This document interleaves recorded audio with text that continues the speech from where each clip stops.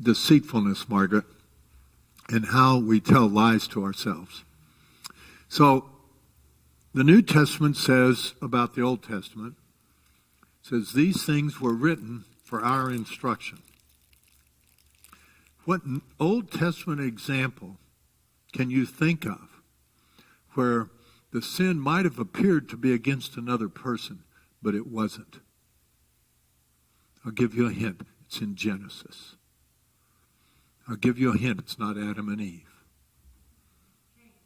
And it's not Cain, and it's not Abraham.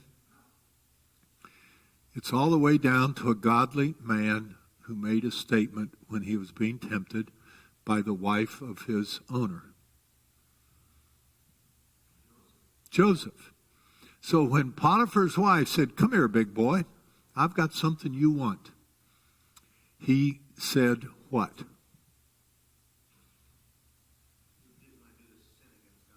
What did he say? He said it to her. How can I do this sin against God? He didn't say, how can I do this sin against your husband? How can I do this sin against my master? He said, how can I do this sin against God? All sin, first of all, is against God. Why is that so? Because he's the one that set the rule down. Potiphar didn't set the rule down. God did. If God had said it doesn't matter whether you screw around or not, and Potiphar had said, but you can't screw around with my wife, then it would have been Potiphar's rule, and the sin would have been against Potiphar. It wasn't Potiphar's rule, it was God's rule. And so when we talk about deceiving ourselves, we say to ourselves, it doesn't matter that much to God either. So, looking at the time here, I've got a little bit of time. Let's look at a couple of other verses. Look at Job 15, verse 31.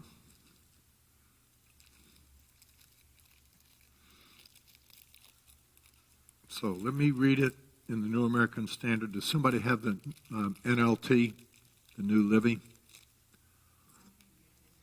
All right, hurry up, Shirley. Job 15, verse 31.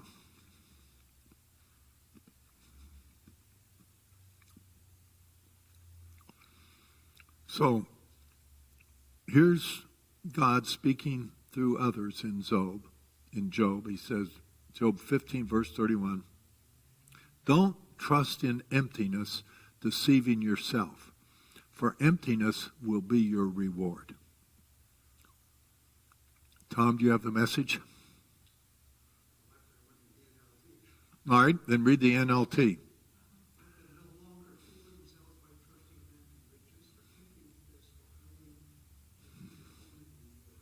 So we all know that the Old Testament says one thing and the New Testament says a different thing, and that we really are better off in the New Testament than we are in the Old Testament, right? I know. Don't just shake your head. Shout out, no. No. No. They aren't different. So here's a text in Job saying emptiness will be your reward if you trust in things that are empty. Is it possible there's a New Testament verse about this? And where would it be? It would be in the Gospels. There are only 4 Gospels. It's not in John. It's not in Mark. It's not in Luke. What does that leave? Matthew. How many chapters are there in Matthew? 26 or 28.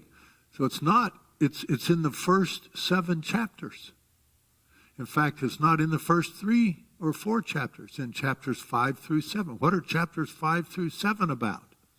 Sermon on the Mount. What does it say in the Sermon on the Mount about do not lay up treasures for yourself in heaven, do not lay up treasures on earth, where moth and rust creep in and destroy, but lay up for yourselves treasures in heaven. And Jesus is saying the same thing that God said in Job. Don't trust in empty things. The stuff in this world that looks so substantial will collapse on you. Ernie.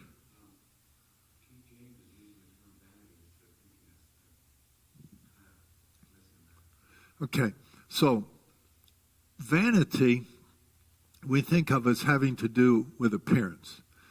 And most always, unless it's a male rock star, we think about vanity as being a sin that women particularly fall into. Because after all, they spend so much time looking beautiful. And men spend very little time at all.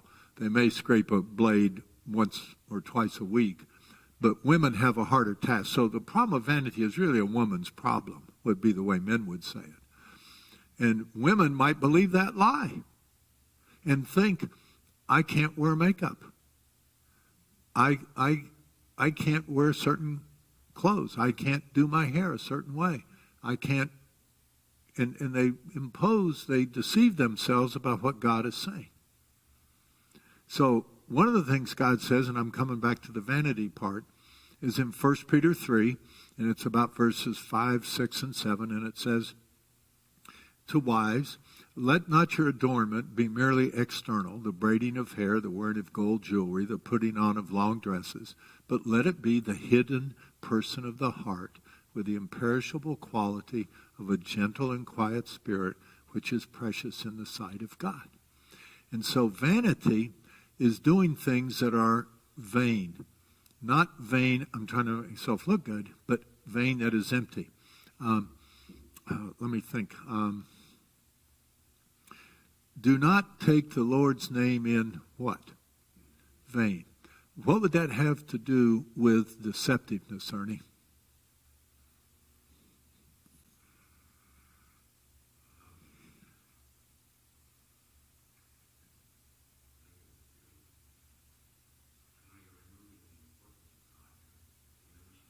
You're diminishing God because you're using him for ungodly calls, ungodly requests.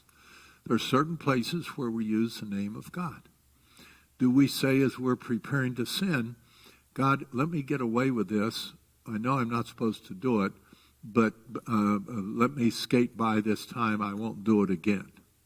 That would be taking the name of God in vain. It would be an empty statement. It would be a worthless statement. In Pilgrim's Progress, there is, as Pilgrim, the main character, is going through the land, trying to get to the heavenly place. He and one of his companions goes into a place called, do you remember, Chris? Vanity Fair. There's a magazine, a woman's magazine, by the way, not a man's magazine, called Vanity Fair. What is a fair? Think about a farmer's market. That's a fair. Think about a mall. That's a fair. That is a place where things are sold for a price. So Vanity Fair was a place where you could go to buy vain things. And it's one of our temptations in the world. Love ye not the things of the world. No one can be a friend of the world and a friend of God. And so vanity has to do with emptiness, things that have no lasting value. They are things that have no permanence. If we come back to some of the things about deceptiveness in the Hebrew word, deceit is unsubstantial. It will not hold up to the promise it makes. It is empty. It is vain.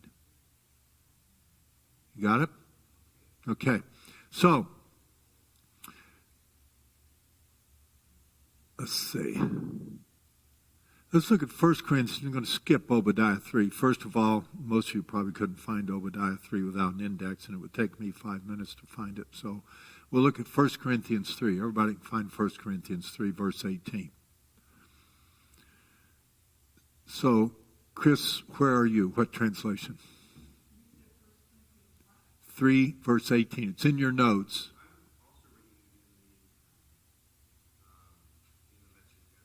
Okay. So, Chris, read that in the Message, verses 18 and 19. Yes.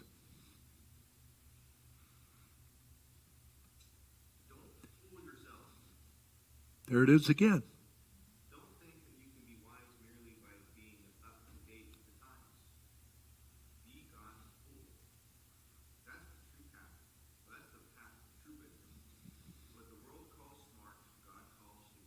Okay.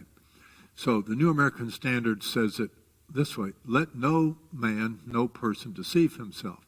If any man among you thinks that he is wise in this age, let him become foolish that he may become wise. For the wisdom of this world is foolishness before God. Does anybody have the New Living Translation? Let's see how fast Chris and Tom, whoever gets there first gets a Smartie. Put your hand up when you get, oh, Tom gets it. Too slow, Chris. All right, Tom, read the New Living Translation in 1 Corinthians 3, 18 and 19. There you go, Tom. Use this wisely.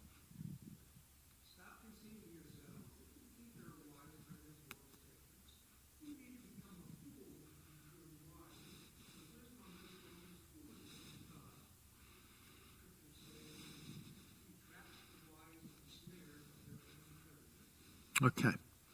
So let's talk about the wisdom of the world for a minute.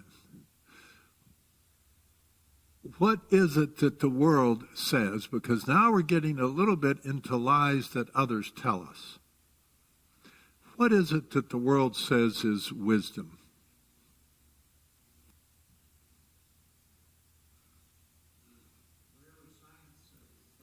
Okay, but could you be more vague than that, Tom? I don't think so. What is some of the specifics that the world says that is vain and empty and foolish in God's eyes? Inherently good.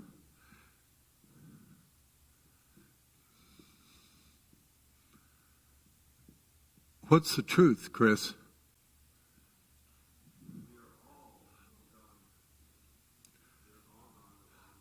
There's a verse about that, Chris. What does it say? It's in Isaiah. All of us yes. How does sheep go astray? What is the means by which a sheep goes astray? Tom? They don't pay attention to the shepherd. That's a critical point. Tom, that's worth a Smartie just by itself. You've gotten two here. What else causes, or what is it that a sheep tells herself, because there are female sheep? Margaret?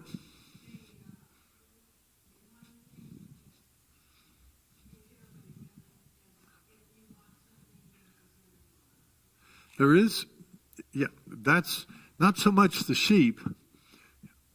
Want equals deserve. That's one of the lies the world tells us. But one of the other things that causes sheep to go astray is that they don't stick with the flock.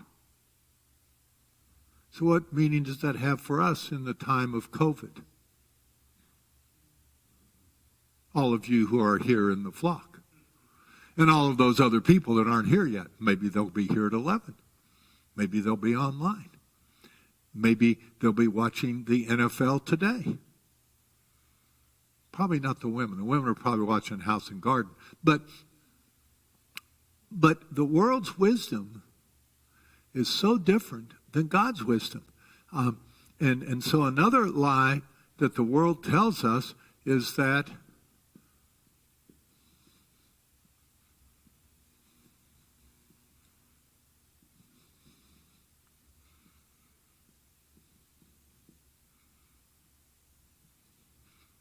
what's that say? Appearance matters. The world says that's what's important. As long as you put up a good front, you're fine. What does God say? He has a way of saying it. I look on the inside. I look at the heart. Yeah. I don't look at what you merely do or even say. I look at what's in your heart. Okay, so let me think for a minute what I want to do.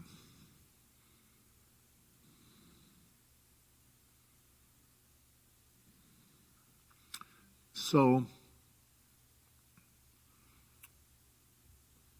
when we talk about lies that we tell ourselves,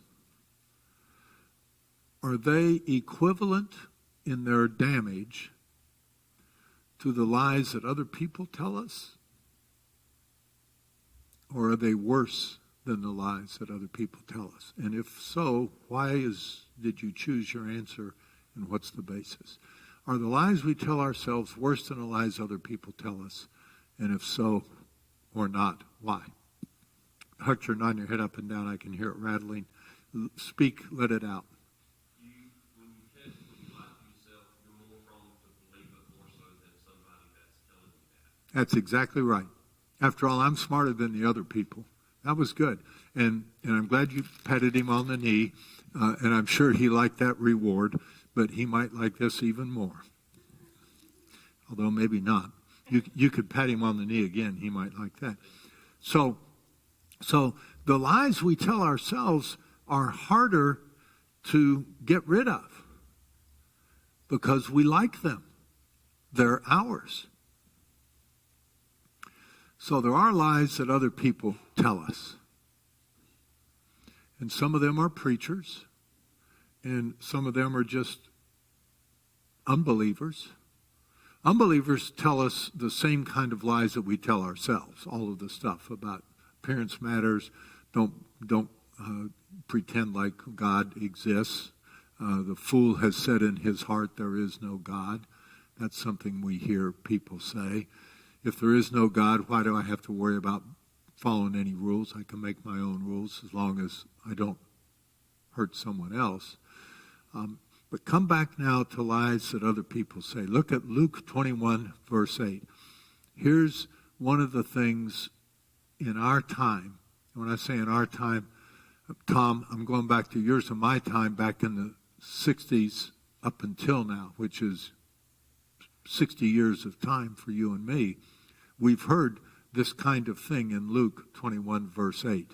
So, Tom, since you're the old guy here, I'll let you read it. Good.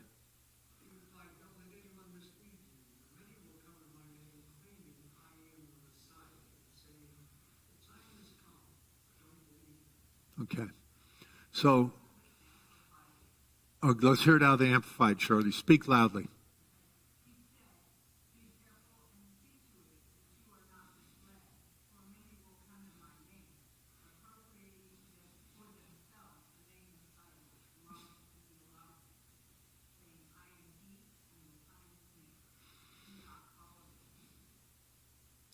So, is the time near?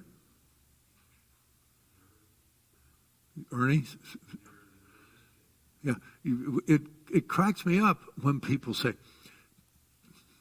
they do it like this. We are closer to the return of Jesus than ever before. Paul could have said, we're closer to the return of Jesus than ever before. 100 years from now, if Jesus doesn't come back, there'll be some bonehead saying, we are closer to the return of Jesus than ever before. We are closer every day. But to then appropriate that and say, and I am the one who can lead you into the way to get blessed by this understanding. If you will follow me, send your check to P.O. Box so-and-so. But there is this idea, one of the lies we hear is, Jesus is coming back pretty quickly now. So what's wrong with that lie? What damage does it do to someone who believes it? That, I'm looking, every morning when I get up, I look up to see if it's a cloudy day or not. Because he's going to come riding on the clouds. So if it's a sunshiny day, well, he's not coming today. But later in the afternoon, there might be some clouds. So maybe he's come back this evening. But what's wrong with people who believe, hello, Teresa. What's wrong with people who believe that Jesus is going to come any minute? Not believing that he could, because we know that's true. He could. But they believe that he is. What's the problem with that for the way they live? Margaret?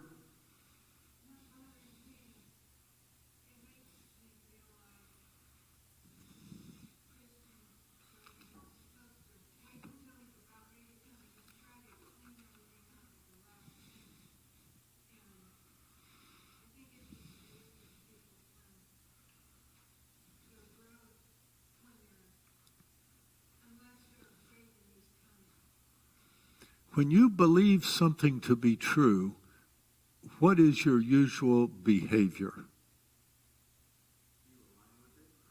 You align with it, and you begin to look for things that confirm it, which is called what, Chris? Confirmation bias. We start thinking, well, I believe that he's coming back. I want to hear more about that.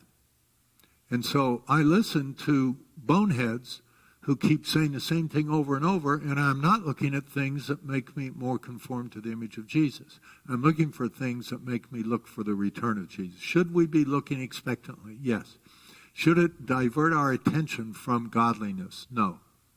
One of the difficulties of that is that it does divert us from godliness. I'm out of time. I'm going to give Chris up here in about 1 minute. I want to talk about truth for a minute. Truth in English means that something is in accordance with fact or reality. So the world says you can't prove God. Does the fact that we can't prove God to the satisfaction of an unbeliever, does that mean that there is no God? No. So it's interesting that the English dictionary doesn't just say that which is in accordance with fact. It says that which is in accordance with fact or reality. The reality is there is a God. The fact is we can't demonstrate it to the satisfaction of fools.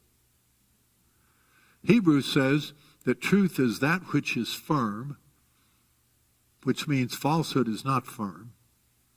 It says that which endures, falsehood will not endure. It means to be faithful, to believe, to trust. That's the Hebrew. In Greek, it means conformed to the nature and reality of things. So then the question, if I were not going to let Chris stand up, we would go into what is the nature and reality of God? Think about that question. What is the nature and reality of God? And here's Chris. And Chris, I owe you, because I stole 3 minutes.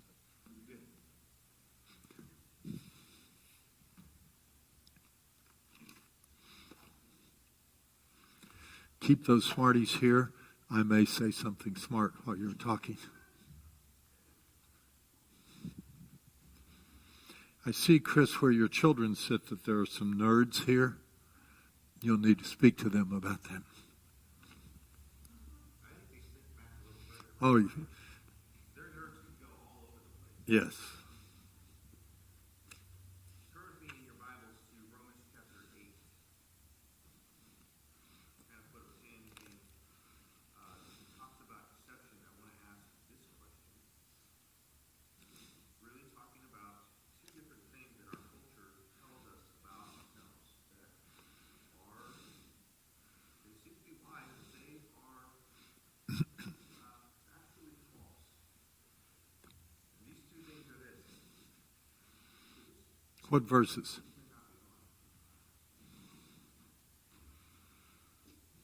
You're going to be in Romans chapter 8, 28 through 30.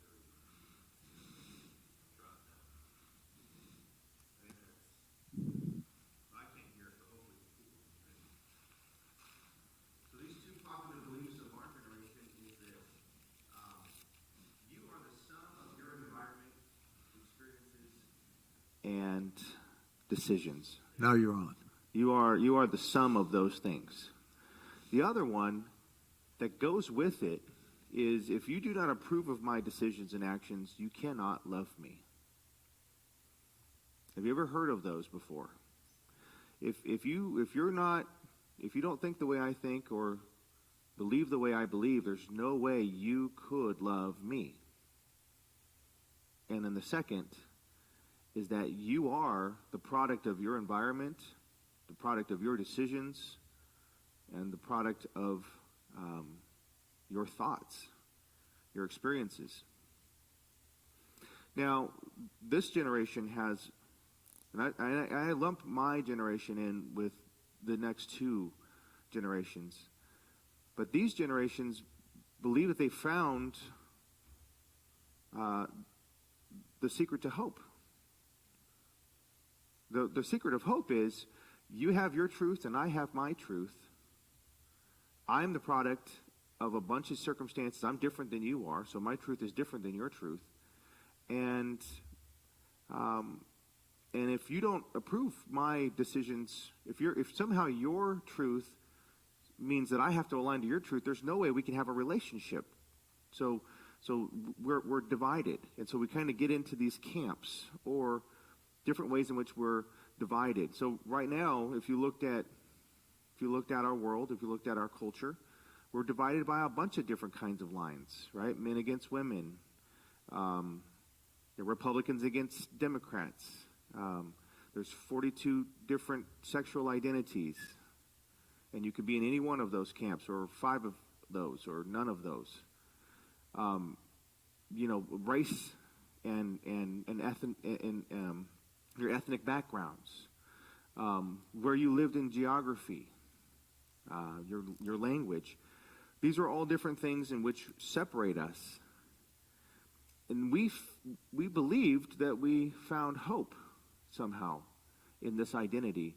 And yet this generation also statistically is more hopeless than any of the previous. We have a heightened levels of suicide, heightened levels of drug and alcohol addiction, broken families, community breakdowns, more incarcerations. You name it. All the indicators show less hope. And yet we're still holding very firmly on to these two things, that you are the sum of all your experiences, and if you don't think or love the things I think and love, then there's no way that you and I could have a relationship. Now, the reason I'm talking about these things is because God says something entirely different.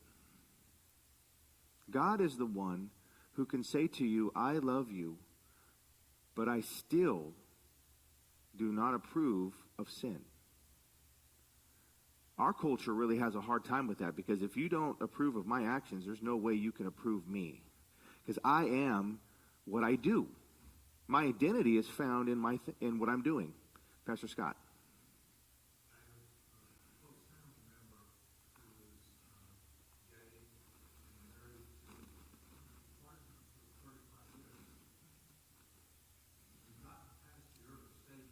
Hmm.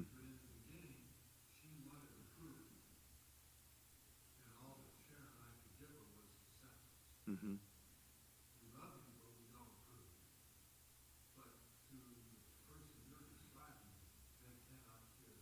Right. Right.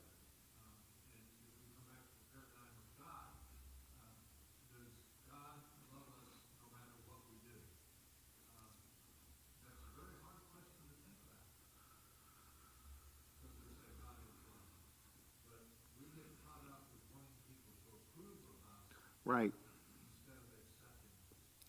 What I want you guys to be thinking about is identity. Because what we're really saying right now is that the things that we do identify us as who we are. That's what the belief is. I do these things, and so thus I am. We heard the old philosophy, how I think is how I am. My existence is because of how I think. And if that is our identity, then what you think and believe is different than what I think and believe, and so your identity is coming into conflict with my identity. And so we can't have a relationship. Now, God says, I love you. God says, I dislike or hate sin. For us, when we say our identity is the things we do, it comes into two things: guilt and shame. And I want us to kind of talk a little bit about what does that mean. What is the difference between maybe let's start with the definition. What is guilt? What would be an English definition, or maybe your definition of what guilt is? What do you think it is? Okay, consciousness of a wrongdoing.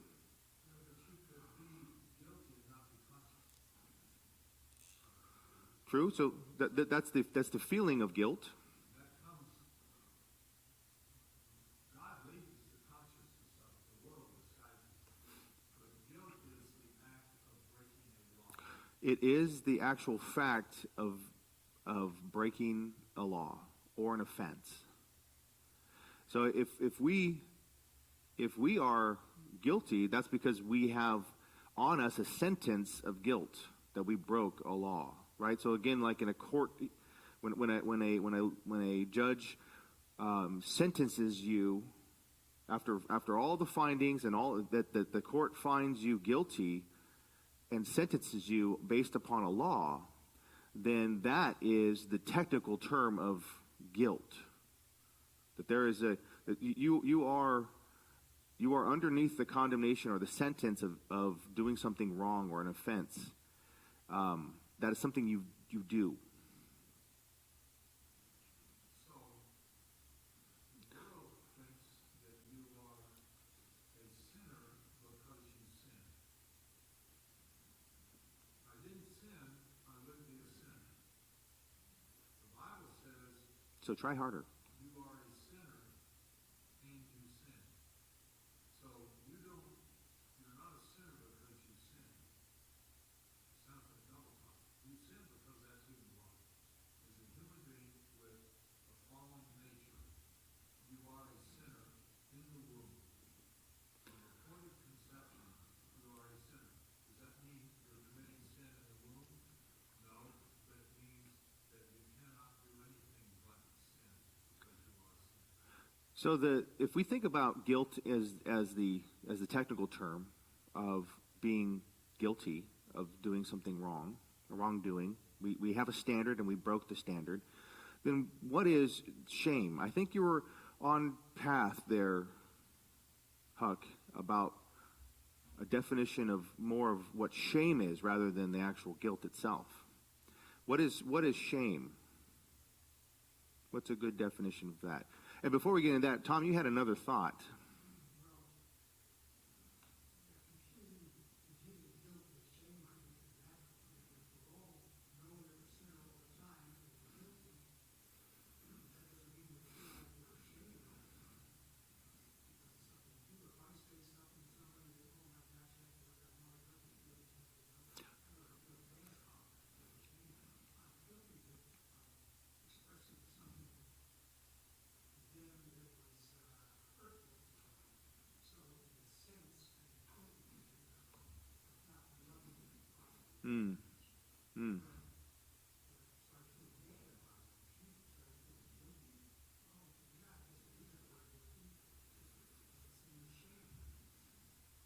Yeah, guilty is not the feeling. Guilty is the fact.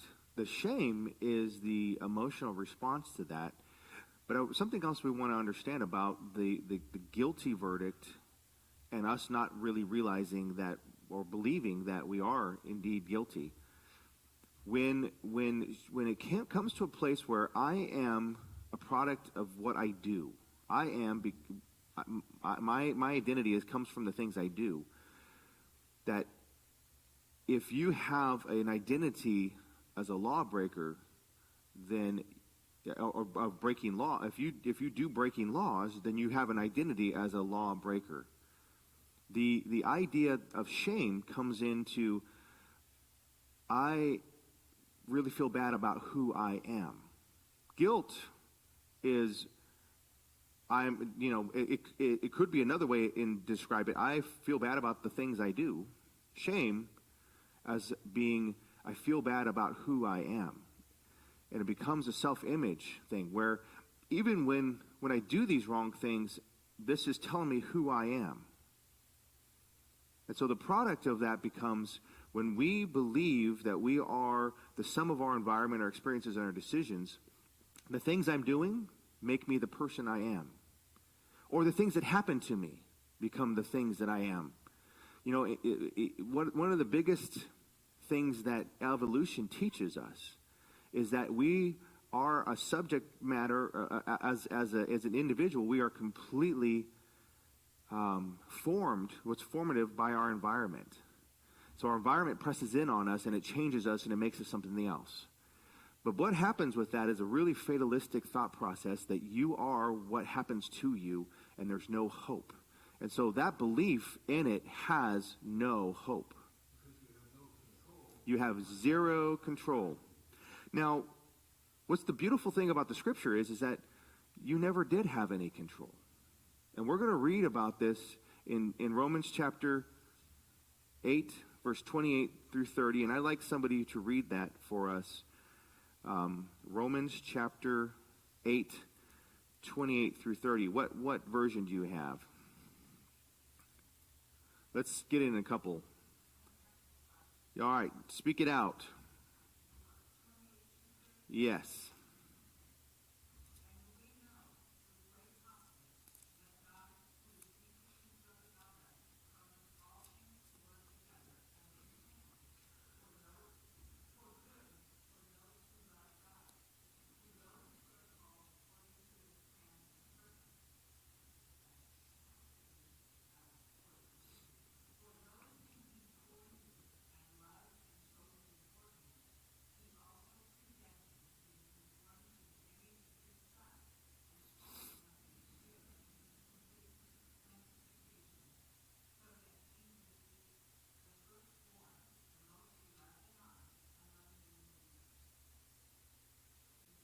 Verse 30 as well.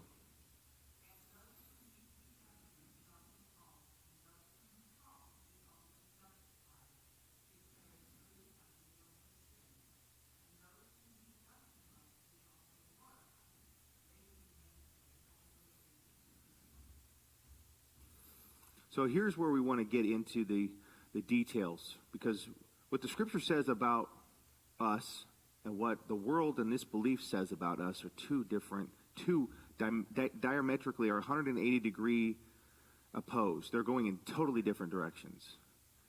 And so what the scripture is saying is that we, from eternity, have been chosen by God. And it says that in verse 30, it says, and these whom he predestined, he also called. And these whom he called, he also justified. And whom he justified, he also glorified. Now, what I want us to understand right now is that there are things in our lives that we do that do not line up to the expectations set forward by a holy God. And yet God already knew you.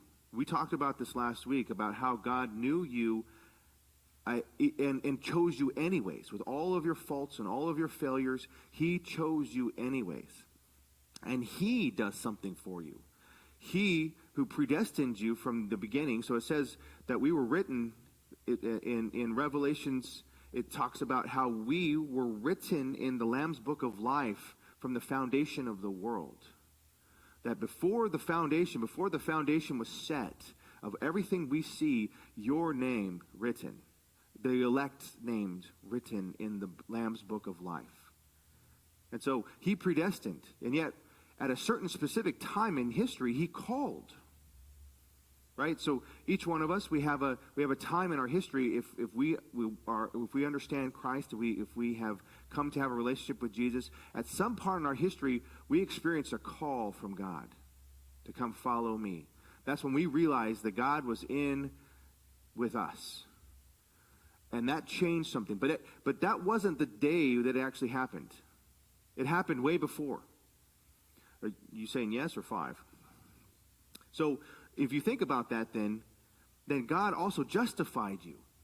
So that means that he, as though you had, just as if you had never sinned, he took the guilt, the pain of the guilt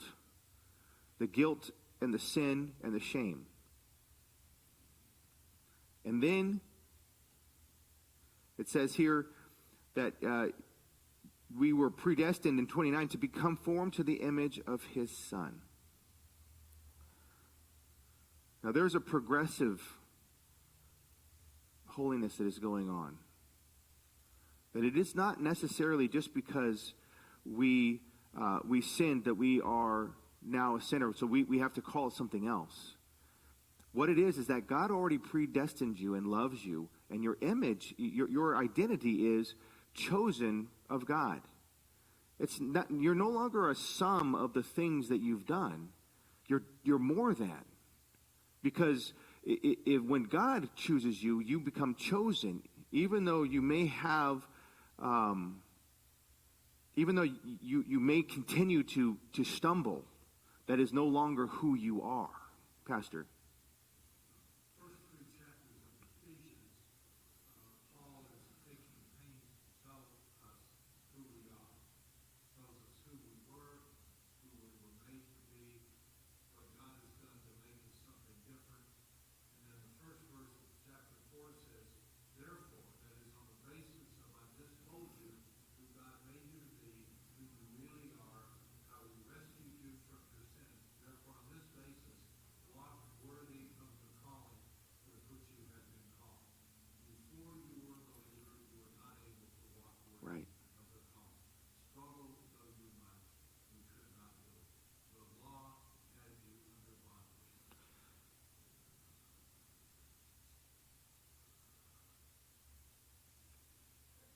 Verse 28 says that we know that God causes all things to work together for good to those who love God, to those who are called according to His purpose. Even in the sowing and the reaping, the things in which we cannot mock God, we find that God has begun to even use those detrimental things, sometimes really severe things in our lives, as ways to create in us an image that is like His Son, and conforming us or helping us to understand that that's who we are. We are to be like Jesus.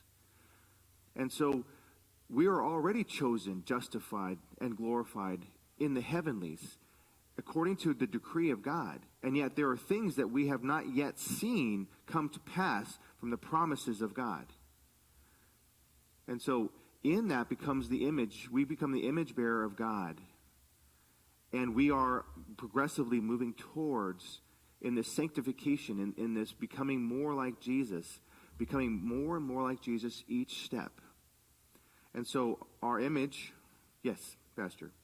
Look at verse 29. You are beginning a sequence of events over a long period of time. He foreknew us, then He predestined us. Verse 30, then He called us. Verse 30, then He justified us.